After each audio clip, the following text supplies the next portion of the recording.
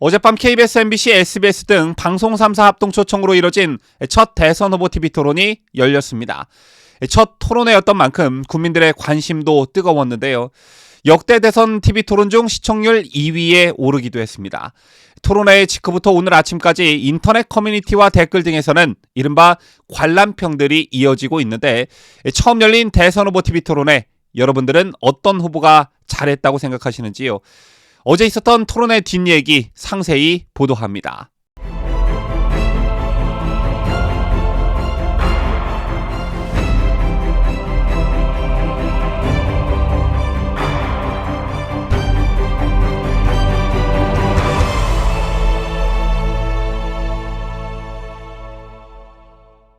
시청자 여러분 안녕하십니까? 뉴스 데일리 베스트 시작합니다.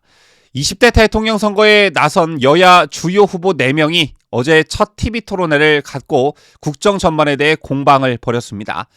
첫 번째 토론이라는 점에서 국민적 관심이 굉장히 높았는데요. 3일 지상파 3사가 주최한 2022 대선 후보 TV 토론은 총합 40%에 육박하는 시청률을 기록하며 역대 대선 TV 토론 중 시청률 2위에 올랐습니다. 그만큼 국민적 관심이 높았다는 방증인데요. 이 같은 수치는 법정 TV 토론이 처음으로 의무화된 1997년 제15대 대선 때 기록한 역대 법정 TV 토론 최고 시청률 55.7%에 이어 두 번째인 것으로 알려졌습니다. 아마 요즘엔 유튜브로 시청하시는 분들도 많이 계시기 때문에 시청률은 그 이상이 됐을 거라 보는데, 어쨌든 특정 후보를 지지하시는 분들은 내가 지지하는 후보가 잘하는지, 경쟁 후보의 결정적 실수는 없었는지 이런 걸 유심히 보셨을 테고, 아직 후보를 정하지 않은 특히 중도층 같은 경우 후보자를 선택하는데 도움이 됐을 거라 생각합니다. 실제 대선 후보 간의 TV 토론이 후보자 선택에 어느 정도 영향을 줄 것으로 보는지 여론조사를 실시해 봤더니 응답자 절반을 훌쩍 넘는 64.2%가 영향을 줄 것이라고 답했고, 영향을 주지 않을 것이라는 응답은 34.3%에 그쳤습니다. 영향을 줄 것이라는 응답은 모든 연령 가운데서 우세한 가운데 특히 20, 30대에선 70%가 넘었는데요.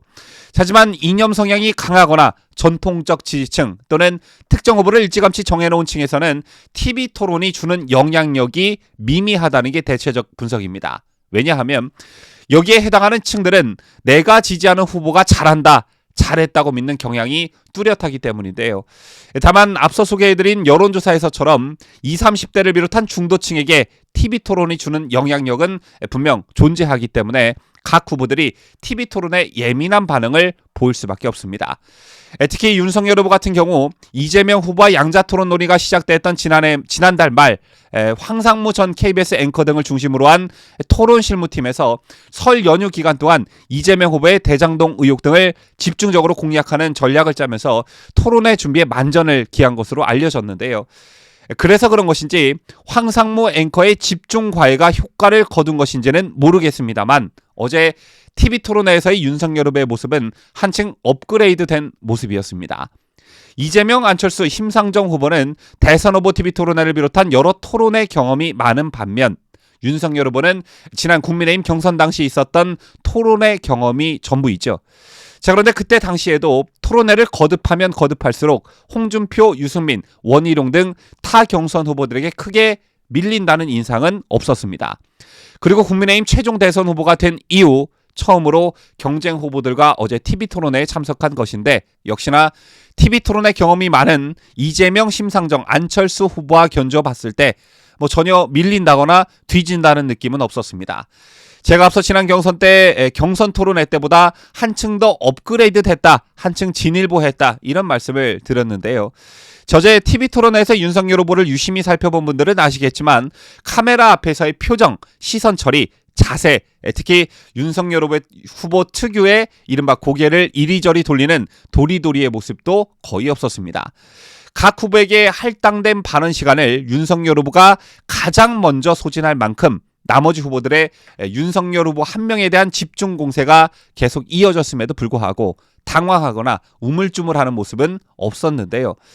때문에 정치를 10년이나 하고 이미 대선 TV 토론 경험이 있는 안철수 후보보다 잘했다는 평가가 줄을 잇고 있습니다. 그리고 그간 국민의힘 TV토론회에서 이미 확인된 바 있지만 윤석열 후보는 특히 자유토론에서 강한 모습을 보여왔는데요. 자, 어제 TV토론회에서는 부동산과 외교안보, 일자리 등으로 주제가 한정된 토론 방식이 줄을 잃었고 자유토론 시간은 비교적 적었기 때문에 이재명 후보의 대장동 의혹을 집중적으로 파고들기엔 시간이 역부족이었습니다. 하지만 심상정 후보가 대장동 의혹으로 이재명 공격에 가세하면서 한때 이재명이 수세에 몰리기도 했지만 안철수 후보가 대장동 의혹으로 이재명을 거의 공격하지 않음으로써 흐름이 계속 유지되지는 않았습니다. 참고로 그간 사자토론회에서 안철수 후보가 어떤 스탠스를 취할지도 최대 관심사였는데요.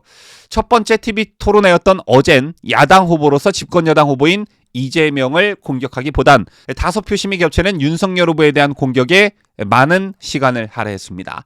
과연 이런 안철수 후보의 스탠스가 보수파 유권자들에게 어떤 평가를 받게 될지 이것도 지켜볼 일인 듯합니다. 자, 그리고 한 가지 더, 어제 이재명 후보는 대장동 의혹과 자신을 둘러싼 여러 가지 논란을 의식한 듯 정책에 관한 이슈로 화제를 돌리려 하는 모습을 많이 보였습니다. 그런 과정에서 이른바 알리백 발언이 나온 것인데요. 어제 토론회가 끝난 직후부터 오늘까지 이 알리백 발언을 두고 기사가 쏟아지고 있고 이에 따른 네티즌들의 반응도 이어지고 있습니다. 어제 TV토론회에서 이재명 후보는 주도권 토론 중 윤 후보를 향해 알리백에 대해선 어떻게 생각하느냐며 수소경제 관련 질문을 던졌습니다. 이에 윤 후보는 다시 한번 말씀해달라, 그게 무엇이냐고 물었고 이 후보가 알리백 재생에너지 100%라고 재차 말했는데요.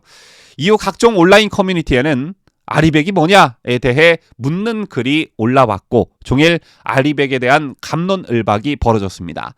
윤석열 후보를 비판하는 쪽에선 대선 후보가 알리백도 모르냐라는 반응이 줄을 이었고 이재명 후보를 비판하는 쪽에선 일부러 저런 용어 준비하고 꺼낸 듯하다. 대다수 국민들이 알게끔 미리 설명하고 쓰던가 해야지 비열하고 비겁하다. 이런 비판의 목소리가 줄을 이었는데요. 우리가 간혹 선거를 앞두고 열리는 토론회를 보면 저 혼자 공부해가지고 나와서 상대방 후보를 난처하게 만들기 위해 특정 용어나 수치를 상대 후보에게 물어보는 모습을 종종 목격하게 됩니다. 예를 들면 환경 분야를 토론하면서 서울에 노후된 경유버스가 몇 대인지 아십니까? 이런 식으로 말이죠.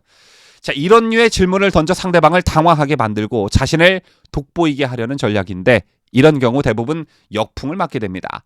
이런 맥락에서 이재명의 알리백 발언이 비판을 받고 있는 것인데 더군다나 알리백이라는 용어 자체도 틀렸다는 의견이 나오고 있습니다. 환경 공약 분야에서 일하고 있다는 한 네티즌은 알리백은 알리백이라고 부르는 게 아니다. 알리백은 리뉴어블 에너지 100의 약자로 리뉴어블 에너지 100이 맞는 명칭이다. 어떤 보고서에도 알리백이라고 부르는 곳이 없다며 이 후보가 잘 모르고 부른 것 같다고 지적하기도 했습니다. 이 논란은 이 네티즌의 의견으로 대신하면 될 것 같고요. 앞으로 몇 차례 더 TV토론회가 예정돼 있습니다. 어제 토론회 방식은 주로 자유토론보다 주제토론에 많은 시간이 배당됐지만 향후 토론회에서는 주제에 국한되지 않은 자유토론 시간이 좀 많았으면 하는 바람을 가져봅니다. 그래야지만 이재명을 둘러싼 각종 의혹, 특히 국민적 관심이 대단히 높은 대장동 의혹을 집중적으로 따져 물을 수 있고 유권자들의 판단에 도움을 줄 수 있기 때문인데 어제만 놓고 보더라도 이재명 후보의 경우 대장동 개발 특혜 의혹과 관련해 상대방 후보의 질의가 이어지자 국정감사와 검찰 수사 등을 통해 다 얘기했던 일이라며 즉답을 피하거나 부산저축은행 수사를 끄집어내 말을 돌리는 모습을 보였습니다. 하지만 경기도 국정감사, 특히 검찰 수사에서 대장동 의혹이 해소됐다고 생각하는 국민들은 거의 없지요. 자, 오히려 부실한 검찰 수사로 의혹이 더 불어난 그런 상태입니다. 때문에 주제에 국한된 토론보다 깊이 있는 질문이 오갈 수 있는 자유 토론 형식이 더 많이 반영되었으면 좋겠다는 생각을 가져봅니다. 지금까지 저는 자유대한민국을 소화하는 뉴스데일리 베스트 민앵커였습니다.